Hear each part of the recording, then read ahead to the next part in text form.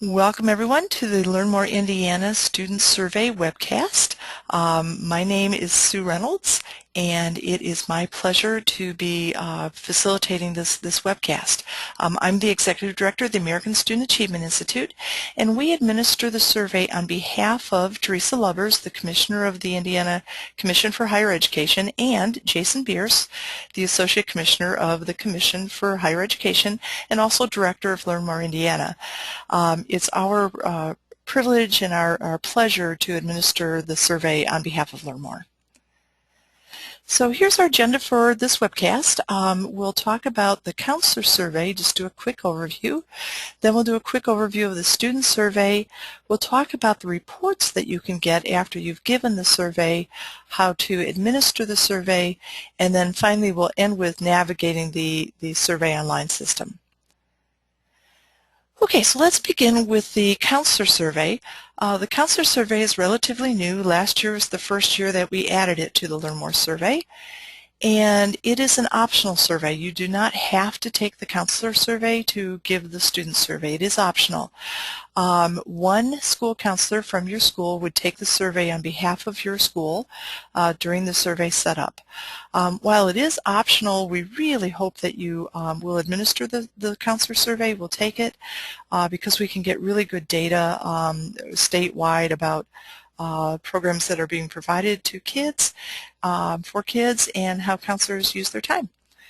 So the survey does include these time use questions.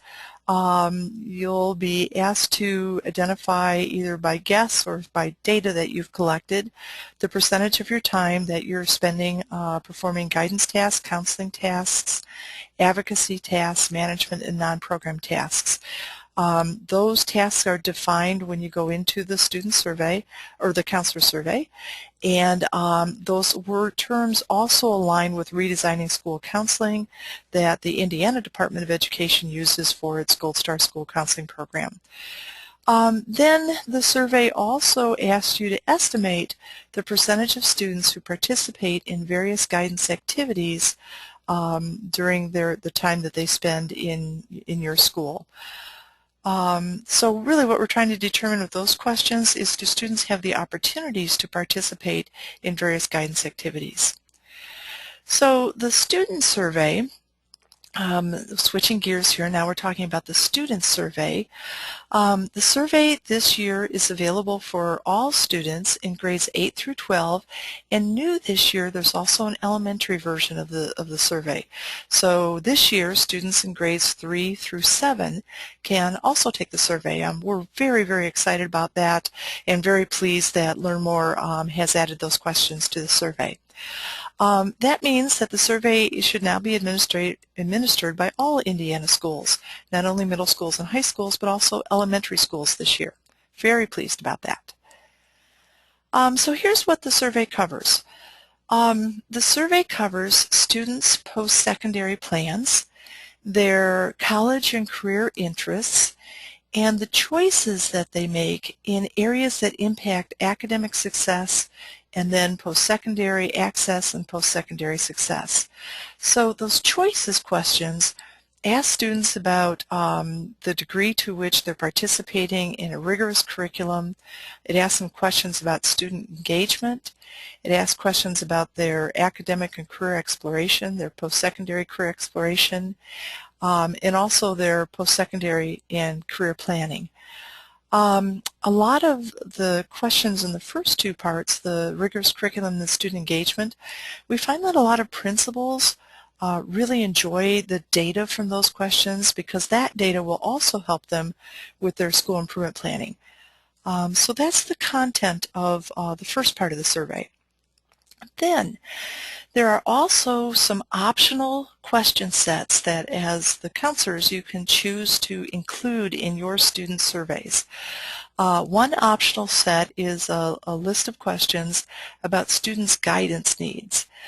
Those questions are asking students about their perception of their own knowledge about academic and career options and academic and career pathways. Those questions are aligned with the Indiana student standards for guidance. So you're really kind of doing an assessment to see from the student's perspective, have they mastered the student standards that are part of that list. And then the second set of questions that is also optional, and you can put on the survey or not put on the survey, your choice, is a list of questions about students' personal social issues which they believe to be interfering with their learning. So there's questions on there about bullying and stress and you know, just the typical developmental stressors that could be interfering with learning. And then the last optional set of questions ask students their perceptions about their school counselor. And specifically, we're asking about the counselors, their perception of their counselor's knowledge and their skills and their dispositions. So the other thing about these questions is that they're all age appropriate. So for the third grade guidance needs, we're aligning that with the third grade standards. And for the senior guidance needs, we're aligning that with the senior standards, which would include questions about FAFSA and things like that. So those are the three optional sets, and I'll show you when we get to the part about setting up the survey about how to include or exclude those question sets from your students' surveys. Okay, so once the students have taken the surveys, really the value is the reports that come out of the survey that you give. So I'd like to really spend some time on those reports and to talk about why that we think that that information is so important to you as counselors. And really, if the survey reports weren't valuable, I wouldn't see any reason for giving the survey. It's the value of the reports for you that makes the survey valuable. Okay, so first of all, let's look at group data and what kind of data you can find from the survey for the groups in your school. So this is what the survey reports look like. Each one of those little buttons there represents a different report. So the most basic report is the summary report, and I've highlighted there the icon that you would click to get the summary report for all questions. But you may not want all questions, so you also have the opportunity to say, just give me a report that includes plans and choices, or guidance needs, or student assistance, or counselor perceptions. You'll notice that some of the icons are yellow and some are blue, and if you opted not to give the optional sets, some of those icons would just not even be there. The yellow icons represent reports that are only available to school counselors. They are not available to the public. So you can see that all of the reports about student assistance needs, personal social needs, are not available to the public, and the public can never see any of the responses about students' perceptions of their school counselors. So we feel that those two reports should only be available to school counselors. But the public can access the other reports. They can look to see in their community what students' plans are for post-secondary and what choices they're making that would help them be successful in school and to get to post-secondary. And they can also access reports, the guidance needs reports, that show the community what knowledge the students have in areas related to academic and career development. So, but all the others the yellow ones are just for counselors. Also wanted to show you that there are drill down reports. So you may want to look at how are students responding by grade level? How do my 7th graders' responses differ than my senior responses? So you can order a grade level report. You can also order a student group drill down report. So you may be curious, how do boys' responses differ from girls' responses? Or how do Hispanic responses compared to other responses? How do paid lunch students compare to free and reduced lunch students? How do students who are enrolled in Indiana's 21st Century Scholar Program, how do they compare to kids who aren't enrolled in that program? IEP status, so you can look at your special ed kids. You can also disaggregate the data by parental college, whether the kids' parents have been to college or not. And one of my favorite ways to disaggregate, I think it's really interesting, is to see what choices kids make when they get A's and B's on their report card versus kids who get D's and F's on their report card.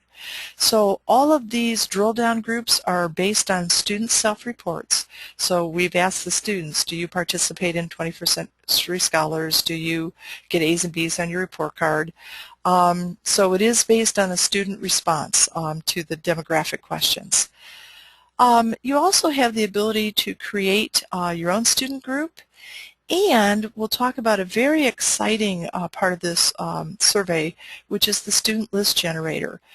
As a school counselor, you can also get the names and contact information, including email addresses, for students who answer questions in specific ways. But I do want to point out that that data is not available to the counselors for any questions about student assistance or personal social needs, and it's also not available. You can never get a list of questions who have a list of students who have answered a specific question about how do kids feel about their counselors in a specific way. Also, please notice that the student list generator is never available to the public. The only people that can get lists of students are counselors, and not for all questions, just the plans and choices and the guidance needs questions. Okay. So here's an example of what some of the reports would look like. This is the plans and choices questions, and these questions are about student engagement. Do you usually ask your teachers for help? Do you always turn in your homework? Were you absent fewer than 10 times? Were you sent to the office? So these are all questions based on choices that we think kids make, and these are student engagement choices. Here are examples of future plan questions. What do you plan to do in the first year after high school? And what type of high school diploma do you expect to receive? Of course, remember that the surveys are age level appropriate. So these questions would be examples on the high school survey and the middle school survey, but these questions would not be on a third grade survey. More questions about student choices, and again, these are for some of the older students. Did you visit a college campus this year? Did you complete the college cost estimator? Did you attend a program about financial aid? And then guidance needs. These are questions about student knowledge. Can you describe the level of education that is required for jobs that interest you? Do you know how to find jobs that match your interests? Can you demonstrate effective practice for interviewing? And again, these questions are the ones that align with the Indiana Student Standards for Guidance that was published by the Indiana Department of Education. Examples of student assistance needs, and remember this data is only available to counselors and only for groups, not for individual students. Controlling my anger is making it difficult for me to succeed at school. Fighting or hitting is making it difficult for me to succeed at school. Drugs or alcohol is making it difficult for me to succeed at school. And the perceptions of counselors, some examples of those. Does your school counselor care about you? Do they have high goals for you? Do they believe that all students are important? And again, this data is only available for counselors and only as group data, never for individual students. So this is kind of a review, but it's putting what we've said about who can access data into a table. So we can see that the public it has access to plans and choice questions and to guidance needs. The public cannot access student assistance, perception of the counselors, or the counselor survey responses. School counselors have access to all those questions, and colleges can also, Indiana colleges, can also access student data for plans and choices and guidance needs. They can use that for their outreach programs, as can Learn More Indiana. But again, anything about student assistance, perception of the counselors, and the counselor survey responses are not available to anybody but the school counselors. Okay, so that's the data you can get out of the system. Now let's talk about how to use it. So the group data can be used to inform decisions about school improvement. We find that principals love this data. To inform decisions about your school counseling program, community outreach programs, and also state agencies, the Department of Ed and Learn More Indiana. So just as an example, some of you may have heard of the Indiana College Success Coalition. Hopefully your school is a member of your county's coalition. And when the community organizations are working to increase post-secondary attendance and completion, we provide them with data about the choices that kids are making in grades K-12 or 312 that will open the door or close the door to post-secondary education. So that's available for this community initiative. And then the Indiana Gold Star School Counseling Initiative, this data also informs that program. And in that system, the schools can click on Student Survey and up pops the results from the Learn More data, the Learn More survey. Now, I also wanted to look at the drill down data and what that can say. So let's say I'm looking at the question, do you know where to find extra help in your courses? And about 75-ish% of the kids say that they do, but 25% say no or they're not sure. So I may want to know, well, which kids are saying that they don't know where to find this extra help? So if I go to a drill down report by grade level, I can see that pretty much it's the same all across grades, and that may be really important to know. My intuition would have told me that it was the 9th graders who are just entering my school who don't know where to find extra help.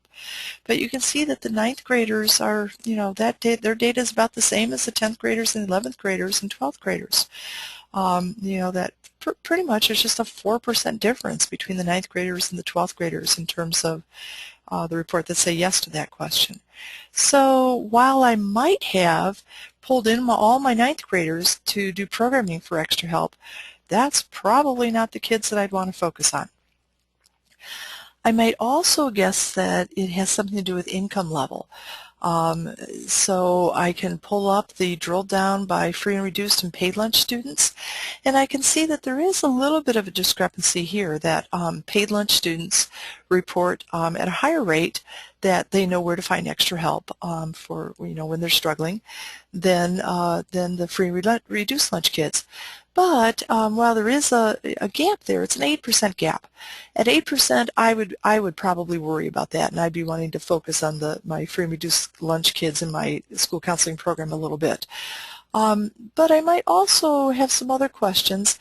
And again, I mentioned earlier, one of my favorite reports is the report card grades. For students who are reporting that they get A's and B's, BC's, C's, D's, and F's on the report card, you can see that there's a huge discrepancy in the percentage of kids who are saying that they know where to find extra help. So 85% of the kids who get A's and B's say they know where to find extra help, while only 26% say that they know where to get extra help if they're getting D's and F's on the report card. So then I may wonder, well, who are those kids that fall in the percentage that don't know where to find extra help? So if I look down to the kids who say no, they don't know where to find extra help, there's 15 kids in that group, and there's 11 kids in the group that say they're not sure. So there's at least 26 kids that I can look at and do programming with that don't know where to find extra help in our school. So my next question might be, who are those kids? And that's where we can go to the student list generator as a school counselor to find out who those kids are. So let's talk about the student list generator. First of all, you can only get student names if the kids opt in during the survey. So in the survey, we ask the kids, would you like your school counselor to provide you with individualized information about how to plan, prepare, and pay for college? And then we further tell them that if they give yes, that means that we're going to release their contact information, their demographic information, to their school counselor along with the responses to their surveys. I know a lot of counselors have encouraged students while they're taking the survey, when you get to this question, say yes, because that will allow us to find out where we can help you and provide you information that you need.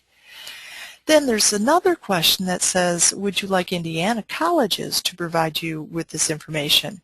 And again, for the colleges to be able to see the student names and contact information, kids have to answer yes to this question, and they have to report that they're interested in this college. For FERPA regulations, we needed affirmative on both of those questions. And then finally, with Learn More, same thing. There's another question that says, would you like to get individualized information from Learn More? And if the kids say yes, this allows Learn More to send out individualized mailings and emails to kids based on the responses to the survey. Okay, if you have any questions about FERPA with our release of information, we have gone to great lengths to make sure that all of our handling of student information is FERPA compliant. And we can provide you a copy of this letter if you'd like later, but this is documentation that everything in the survey and our handling of the student data is FERPA compliant. Okay, so to get the student information on the report list, the very last report there is the student list generator. And if you click on one of those icons, you'll go to a report, a page that looks like this, and this is where you start ordering the report. So on the first page, you're selecting the student characteristics. So as an example, let's say we're going to tell the computer, give me a list of students who report that they get A's and B's on a report card. And also let's include this criteria. They not only get A's and B's on a report card, but they also say that they're planning to attend a 2-year or 4-year college, and they report that they're not going to take an AP class in high school, or they're not sure if they're going to take an AP class in high school. And I'd like an email list for those students. So what would happen here is you'd get an email list for all of the kids who report that they get A's and B's, they're planning to go to college, and are not planning to take an AP course. And then that would allow you to just send them an email that where you could write to them, gosh, on the Learn More survey, you reported that you get A's and B's and that you're going to college and that you're not thinking about taking an AP class. Here's some of the reasons why you would want to take an AP class at our school. And then you'd, complete the rest of that email. There's all kinds of targeted emails that you could send kids this way. You can ask the computer to give you the email list with commas in between them or semicolons.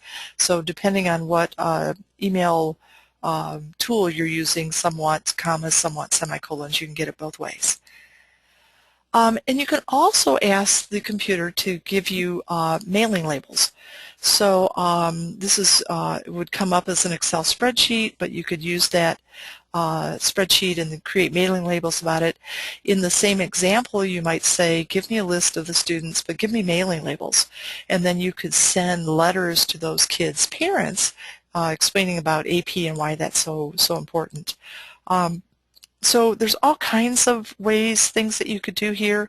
You could ask for a list of third graders who report getting A's and B's, who report getting D's and F's on the report card and also don't know where to find extra help. And then you might call those kids into your office and have a meeting with them and say, on the survey you said you didn't know where to get extra help. Let's talk about where to get extra help in our elementary school. Another example that I think would be a huge time saver for high school counselors is you could go in and just say, give me the email addresses for kids who are interested in Ball State. And then you could send them an email that says, the Ball State rep's going to be in our building Thursday at 2. Come to our office to get a pass if you're interested. So just all kinds of targeted guidance and targeted information that you can put out using the student list generator. So again, who can create student lists? The public can never get a student name, And you in colleges and Learn More can never get student names for student assistance questions or perception of the counselor questions. But for student choices and guidance needs and for student interests in post-secondary plans, you can get that in a limited way for students who ask for information and for the colleges who not only ask for information but also say that they're interested in that college. Okay, so let's move on and talk about administering the survey. And first of all, the survey takes about 30 minutes for students to do all 4 survey question sets. So about 30 minutes is what a student would need to do the survey. Survey window is March 15th to June 15th. It's a 3-month window. And I wanted to explain why we're giving the survey online rather than doing a paper survey. First of all, giving the survey online saves printing, shipping, and data processing costs. That was hugely expensive to the state, as you can imagine. Giving the survey online is also environmentally friendly, but one of the very nice things is that it allows you to be able to get the results immediately. As soon as you have 10 students survey, the results are open to you. And then as you survey more and more students, of course the survey results would be constantly updated, but it's real time. So if you've surveyed 200 students in the morning, you can get their data. If you've surveyed 240 in the afternoon, you can get data based on 240. The other thing that's nice about the online survey is that it allows us to disaggregate the data immediately so that you can get data for those various student groups. Okay, so the question we always get is how do we get all of our students to a computer? So I want to spend some time talking about that because I know that that's a challenge. As a former school counselor for many, many years, I know that this is a challenge. So first thing I want to point out is that it is possible to survey every student in your school. We've had hundreds and hundreds of schools do this. It does take planning ahead. So a couple things that are helpful to remember is that not all students have to survey at the same time. You could survey your 3rd graders in March and your 5th graders in May. So you could survey, one teacher's students today and another teacher's students tomorrow. It really doesn't matter. Just sometime in that 3-month window, we just need to get all the kids to the computer.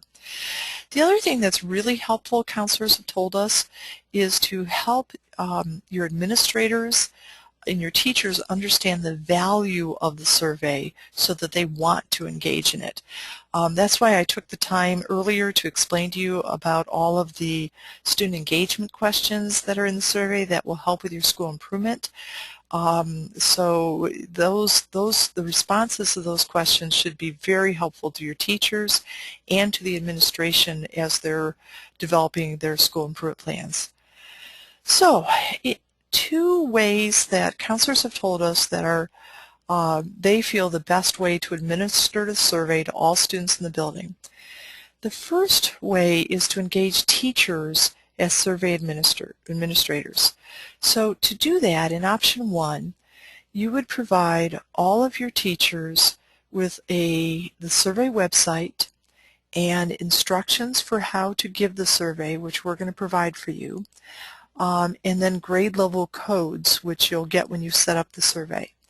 And then we're just asking all of the teachers to survey sometime with their students between March 15th and June 15th. So in 3 months, we're asking them to take a half an hour and with just their students to give that survey. So in an elementary survey, that would mean that each student would give the survey just to their classroom. In a middle school or high school, the way to accomplish the same thing is to ask all students in a given period, all teachers in a given period to give the survey. So you may ask all your 2nd period teachers, sometime in the next 3 months, could you give the survey to all of your 2nd period students? If every teacher gives it to their 2nd period students, you'll cover every student in the building. So it's just a really easy way to kind of get others to help you with this survey administration where it's not overly time consuming time consuming for any one person. As an alternative, we have a lot of counselors who have decided to just bring 20 to 30 students at a time into a computer lab, and over several days, you know, of bringing in 30 kids at a time, they hit the whole school. So those are different options that you have. I think most counselors are using option 1. Would help very much to have buy-in from your principal to do that. But again, if your principal understands that there are student engagement questions on this survey that are comparable to many student engagement surveys that they would pay to administer, that they would pay for, a lot of principals would want to jump on board with this. Okay, so that's getting kids to the computer. Another question that we often have is, why is the survey given in the spring when schools are so busy with testing and all the year-end things? The reason we're giving it in the spring is because we're asking students about the choices that they made this year. If we gave the survey in the fall, we'd have to be asking students about the choices that they made in the previous year, and we found that when we did that at one time, we didn't feel that the results were reliable, that kids got mixed up, they didn't know if we were talking about this year or last year, they couldn't remember. And then if we gave the survey in the middle of the year, the students wouldn't have participated in your school counseling programs that happen in the spring, and so they'd be saying, no, we didn't do this stuff, when in reality they just hadn't gotten to it yet. So we put the survey in the end of the year so that kids could answer questions about what they did this year, and then we tried to help by making the survey window large so that you could have a long period that you could administer the survey. The other thing about giving the spring survey is that allows seniors to answer questions about the senior year. If we gave it in the fall, we'd be having to go to college kids and saying, think back to your senior year. What, did you do these things? So it just made a whole lot of sense to give the survey in the spring. And again, with that 3-month window, we hope you'll be able to find time to work it in. So schools have told us that they think that the best time for giving the survey is in late March, and then in early April, and especially in the high schools, they tell us that those two time periods tend to avoid the AP testing windows, and then also for all schools the state testing windows. So again, 3-month survey window, hopefully in that time you'd be able to find significant time to give that to all of your students. Okay, so that's how to get to computers and finding the time. Now let's talk about actually getting online. How do we navigate the online system? Okay, so to get to where you need to go to set up the survey and then give the survey, you would go to learnmoreindiana.org. You'd go to their front page and then scroll down. And when you scroll down, you're going to find a section that says Top Links, and there will be a link there to the Learn More Indiana Student Survey. So just click on that link, and that will take you to the setup website. You can also get there directly by going to learnmoreindiana.org/survey. So you can either go through the Learn More front page, or you can just do the Learn More address/survey, and that will take you right to the survey setup and administration page. So here is what the page looks like when you enter the survey. And the thing that I'd like to point out to you is the left navigation bar. In the left navigation bar, there's 4 sections. There's a section for schools, a section for students, and a section for colleges, and then a section for the public. And what we'd like to look at there is that in the school section, you can get to instructions, you can get to a setup page, and then a reports page. Students can get to take the survey. Colleges will get to the student list generator that's available for them, and then the public can get to all the public reports from that page. So let's look at the instructions page. On the instructions page, you'd come to a page that looks like that, And I wanted to point out here that there's a section that says see the questions. And if you click on that, you can see all the survey questions. And then there's also a set that says set up the survey. And then instructions for giving the survey. Okay, so now let's go back and let's click on the setup. In order to set up the survey, you have to have your school's username and password. These were mailed to the lead counselor in your school in February of 2010. They are also the very same username and password that schools participating in Gold Star use when they use the Redesigning School Counseling to log into that system. It's the very same password. Now, we realize that a lot of schools have lost or forgotten that password, so you can see there right underneath the login boxes, there's a little section where you can download a form where your principal can request a new username and password, and then the principal would also direct us on who to send that username and password to. So if you've lost your password, no problem at all, just send us one of those forms and we'll get you a new one. Okay, so when we get to the setup page, the first thing that's going to open after you log in is this page that says, would you like to take the counselor survey? And if you click yes, then it verifies take the counselor survey. Click on that, and then the survey will come up. And you can see the top part of the survey asks you to indicate the percentage of time that you're spending on those different types of school counseling tasks. We're also asking, is this percentage based on a guess, or is it actually based on a time task log that you've kept? The schools participating in the Indiana Gold Star have kept this time log, so they have data that will behind those percentages. And if you haven't participated in Gold Star, that's fine. You can just enter your guesses there. That's good.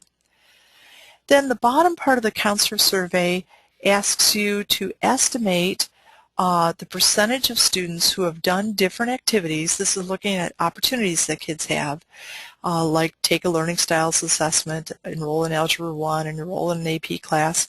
And then we're asking you who provides this opportunity. Is it the school? Is it a group other than the school? Is it not provided, or you're not sure? So if you'll complete that, that will give us some really great statewide data to help us understand what kids are doing and what opportunities they have, what opportunities they don't have. Okay, then once you've done that, or once you've said that you're not going to do that, then the next part of the survey setup takes you to the student survey part. And there's a couple sections on this page I would like to point out. First of all, we're reminding you that if you're participating in the Ask a Ramp program or the Indiana Gold Star program, that you need to have data from all those 4 different types of questions. So on that section, you can just say, yes, I'm participating in one of those programs, and then just check yes, that you want all 4 question sets. When you click yes, then the system will automatically indicate all 4 question sets for you. You can also here, before you say that you want to include a question set, you can look at the questions again. If you want to verify one last time before you include the questions, what they are, you can look there. After you've checked all the question sets that you want to include, your choice, then just click the Submit button, and when you do, that will customize the survey for your students. It will only include the question sets that you wanted to include. Immediately, as soon as you've submitted your selection, the computer will tell you, here are your survey codes. These codes are very important. I would write them down right away. You can always get back into the computer to find them, but I think it's just helpful if you write them down immediately. And also, please be sure that they're accurate when you write them down. These codes will be entered by the students when they take their survey, and that tells our computer that this is a 4th grader at your school, or it's a 2nd grader, or I'm sorry, a 3rd grader at your school, or it's a senior. It also tells us when we're compiling the reports, which reports to put that student's responses in. So please, please, please write those surveys codes down and make sure they're accurate. You don't want to put your students' responses onto somebody else's, some other school's results. So, and then just notice that the students will enter these codes when they go to the survey welcome page. We also verify here that the question sets that you've selected, and until the first survey is taken, you can edit that selection. So if you look on there and you say, oh no, I didn't mean to put the perceptions questions on there, you can just go back to setup, just click setup there and change it. But once the first survey is taken, you're locked in. You have to include those questions. Okay, so in taking the survey, so I'm now back to the left navigation bar, and I'm going to click on the Students section, take the survey. Let's talk about administering the survey. Usually what happens is that you'll bring all of your students to a room, house and computers, or the students will already be in their second period classroom or their fourth period classroom. You need to make sure that that room has computers with internet access. And then typically what happens is that the teacher or you will write on the blackboard, here's the website for taking the survey, and it's www.learnmoreindiana.org/student survey. And then you also will have written the codes up there for the grades that exist in your school. So your third graders, fifth graders, those, whatever the grades are for your school. Then you're going to ask the students, or the teachers will ask the students, to go to that website to enter the appropriate code for their grade level and then take the survey. So here's the students go to the survey page, and you can see the first thing that they're asked is please put in the code. They'll write their code in there and then click next. We've also on this page described for them the confidentiality in this, so if they want to read about confidentiality before taking the survey, they can look at it there. And then we've also given them information about their participation, which is that to comply with Indiana laws, their participation in the survey has to be voluntary. So the students can say, I wish not to take the survey, and that would be fine. It is voluntary, and we do say that at the bottom of this page.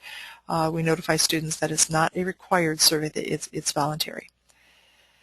Okay, so when the students, after they enter their codes, the first thing that happens is that we're asking them information about them. This information is linked only to the student choice questions and the guidance questions.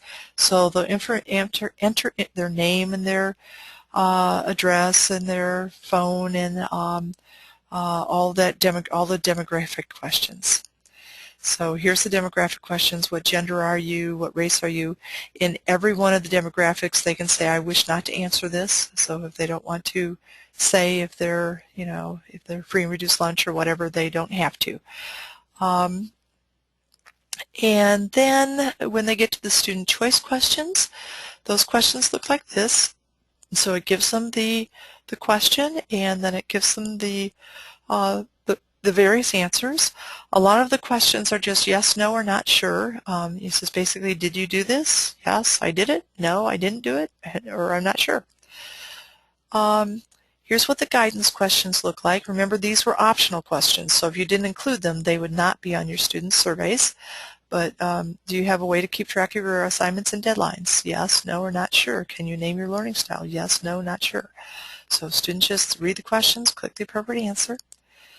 Then this part I want to explain. The students will think that this is strange, and without an explanation it probably would seem strange. The Learn More survey is actually two surveys butted up against each other and in a way that's seamless. The students won't know that they're exiting one survey and going into another survey. The second survey is not associated in any way with anything that could identify an individual student. So on the second survey, we asked questions about the student assistance questions and what did they think about their school counselor questions. We don't want those questions to be linked to anything that's identifiable. That's why they're in the second survey. But we do want to be able to disaggregate into student groups based on the demographics. And because of that, and because the second set of questions is a separate survey, we have to ask the demographic questions again. So, what students, when they're taking the survey, this is all invisible, appears like one survey, but they'll get about halfway through, and if you have opted to include the counseling or the student counselor perception questions, about halfway through, they'll get the set of questions that asks them a second time about their gender and their race and their ethnicity and all that.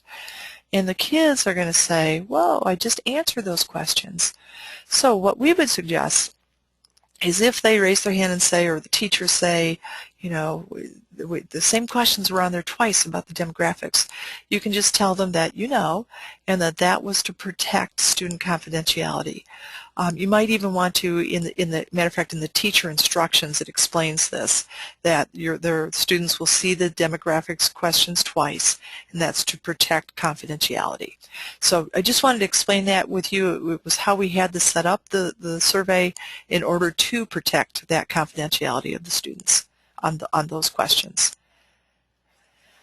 Okay, so then in the student assistance questions, those are kind of the same as the guidance questions, except on these we also are giving students the ability to prefer not to answer if they feel this is sensitive or whatever and they don't want to answer these questions. That's fine. And then same thing with the perceptions of the school counselors. A student could opt out of answering any of those questions that they don't want to answer. Okay, so that's giving the survey. I also wanted to talk about just the progress indicator. As students are taking the survey, we kind of show them what part of the survey they're in. So the first part is about you, then plans and choices, then guidance, and then there's the second part about you where they come to those same demographic questions again, and then assistance, perceptions, and thank you. Again, if you've opted to leave any of those sets off, they will not appear there. Okay, so wanted to just show you very quickly what the colleges are going to be able to see after you give your survey. So the colleges can log into the student list generator from that same public page, and they are asked for a username and password, and then on their admin page, before they can access any student data, they sign a whole bunch of assurances that compel them to also comply with FERPA regulations. So, and there's all these other kind of cautions that we put in here to make sure that the data is going to be FERPA compliant. Of course, these are public institutions and they're educational institutions, so they're already required to be FERPA compliant, but we just want to make sure before we release the data that they are saying, yes, we're doing these things. And then they can go in and create a list of student email addresses or student mailing addresses so that they can send targeted information out to students who have requested information from the college and who have said that they're interested in the college. Okay, and again, this is all password protected. Each college has their own username and password to do this. Okay, then let's look at the public reports. Just want to kind of look at that real quickly. The public goes to this page also. They click on reports, and then they go to a page that looks like this where they can design the report they want. They identify the year of the data that they want, a level if they're looking for just school level data or county level data or state level data, and then they can select the specific school whose data they want to see, and then the grade levels. Remember too that it's only the student choices and the guidance data that's going in here. It's not the counseling, the student assistance, or the perceptions of the school counselor data that's public. When the public enters all of that, then the next thing they get is a list of all those reports. Notice that all the private reports are not available. There's no yellow icons here. That's only available on your page after you log in. Okay, so any questions after the webinar that you have about the survey should be directed to our organization, the American Student Achievement Institute, on behalf of Learn More Indiana and the Indiana Commission for Higher Ed. There's our phone number, and there's an email address that you can use to send email to us if you would like to ask a question about the survey or have a comment about the survey. So I thank everybody for participating in the survey, and again, if you have questions, please feel free